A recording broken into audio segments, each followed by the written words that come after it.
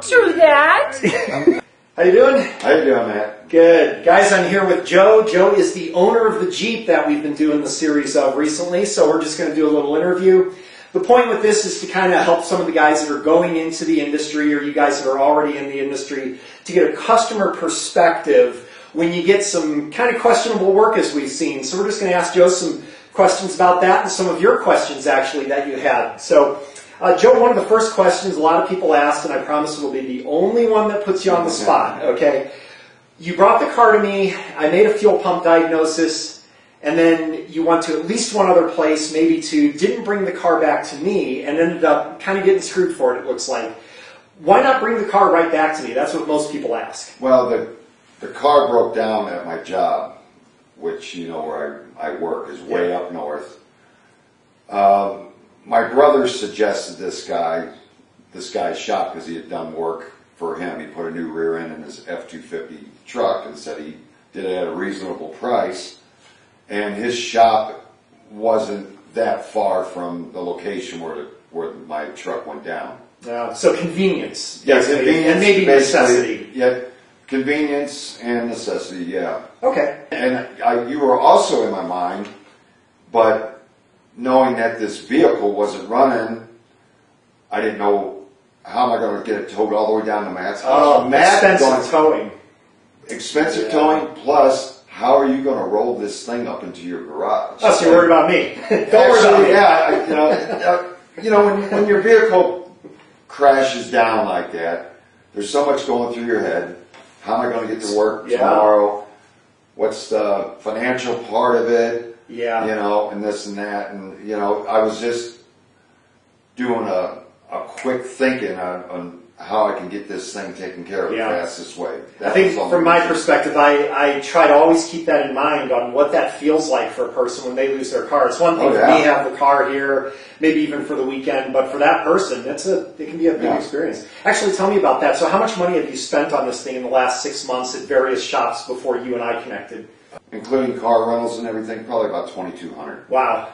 Wow. On a car that's probably worth... Yeah. Not probably worth maybe about that. Now, you've seen some of the videos that I've done on your car, and a lot of those scenes, it actually shows a lot of the shoddy work that was done on your car that you were not aware of. Yeah. What was that like to see that? I was shocked. Were you shocked? Yeah. You know, because I pay somebody, a professional mechanic, to do a job on your car.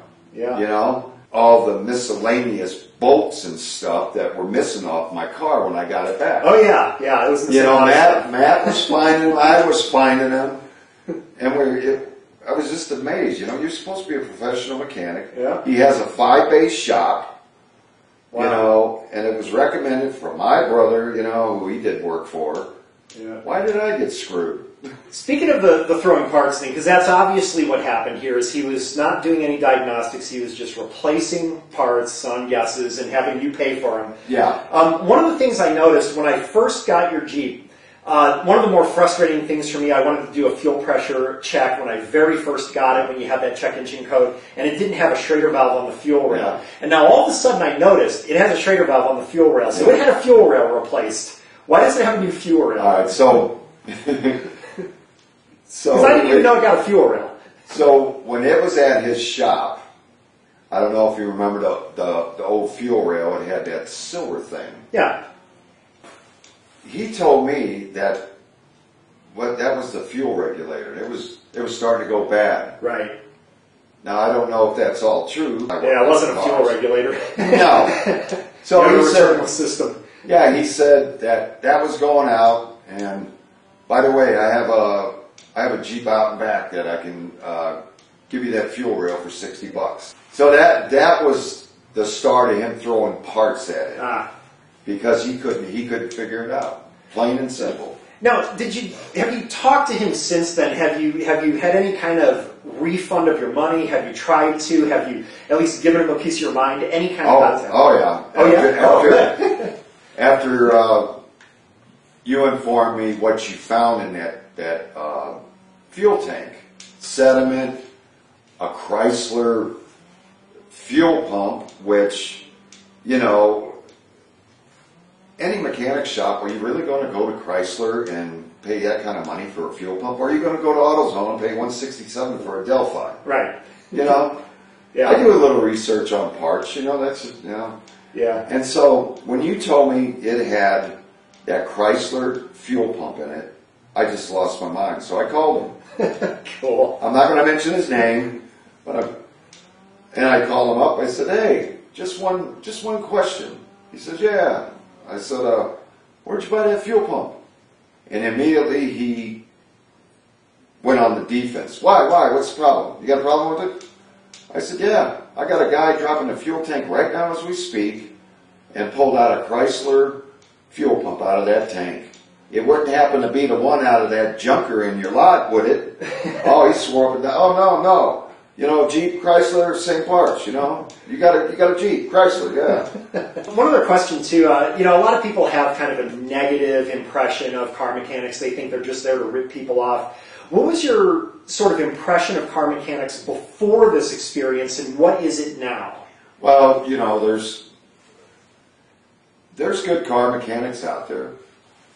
I would suggest to anybody that before a situation happens, do yourself a favor, take some time to research mechanic shops in the area you live.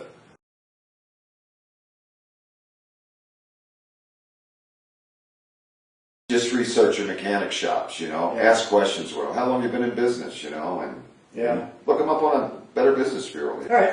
One more question. What would you say, what would you like to say, based on your experience, and just as a consumer that's definitely had kind of a raw end of the deal here, what would you say to a lot of the viewers that are automotive students? They're going to be going into the industry. A lot of them have their own shops, as a matter of fact. A lot of them have mobile mechanic shops. You know, a number of them are do-it-yourselfers, but there's a lot of professionals out there. As a customer, and they don't have the chance to kind of interview a customer real like this, what would you like to say to them? What would you like them to know or consider when they're doing their work?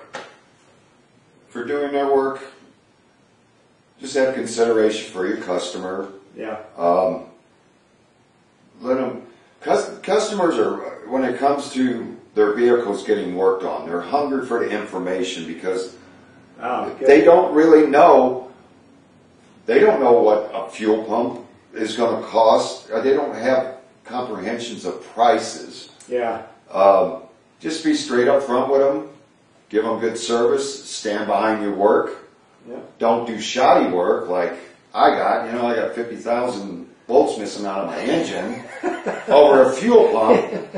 But just be up front with them. Be courteous. You know. Do you think it helps to have explanation of why I believe this is the problem? This is why you because that's what you gave me, and I appreciate it because it made me understand everything that was going on with my vehicle. Okay. You know, like this guy that just worked on it,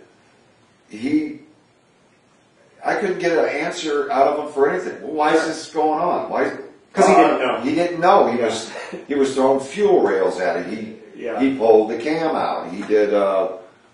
He had no clue. So if a vehicle needs a fuel pump, you would suggest that it's a good thing to explain why they know that you need a fuel pump. Why they know from A to B. Why is this happening to my car?